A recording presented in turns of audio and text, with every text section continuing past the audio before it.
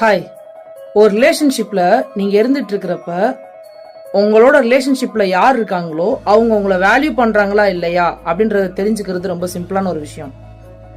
Value பண்றாங்களா இல்லையா அப்படின்ற டவுட் வராத அளவுக்கு ஒரு ஸ்பேஸ் கொடுக்காம இருந்தாங்க அப்படின்னா கன்ஃபார்ம்டா நீங்க ஒரு கரெக்டான ரிலேஷன்ஷிப்ல போயிட்டு இருக்கீங்க.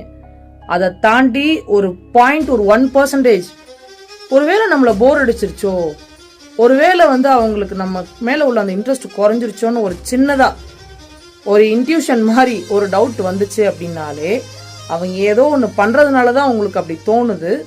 ஸோ அப்படி அவங்க ஒன்று தோண வச்சுட்டாங்க அப்படின்னாலே உங்ககிட்ட இருந்து அவங்க தள்ளி போக போறாங்கன்னு அர்த்தம். அது அந்த இடத்துல நல்லா புரிஞ்சுக்கோங்க.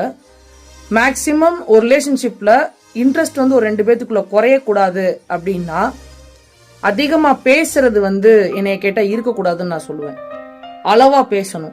ஃபார் எக்ஸாம்பிள், ஒரு 10 வருஷத்துக்கு பேச வேண்டியத ஒரு ஷார்ட் டைம்குள்ள பேசுறேன்னு சொல்லி நம்ம பாட்டுக்கு நான் நல்லா டாக்காட்டிவ், நான் சந்தோஷ் சுப்ரமணியம், ஜெனிலியா மாதிரி ரொம்ப துருதுருன்னு பேசுவேன் அப்படின்னு பேசுறீங்க அப்படின்னா உங்களை பத்தி எல்லாருமே தெரிஞ்சிருச்சுன்னா புதுசா தெரிஞ்சுக்கிறதுக்கு எதுவுமே இல்லைன்ற பட்சத்துல உங்க மேல இன்ட்ரெஸ்ட் குறைய ஆரம்பிச்சிடும். பேசுறதுக்கு டாபிக்கே இல்லாம போயிடும். என்ன பண்ற, சாப்பிட்டியாலேயே போகும். கொஞ்ச நாள் கழிச்சு அதுவும் இல்லாம போயிடும். அளவா பேசுங்க, ஒரு ரிலேஷன்ஷிப் ப்ராப்பரா மெயின்டைன் ஆகும்.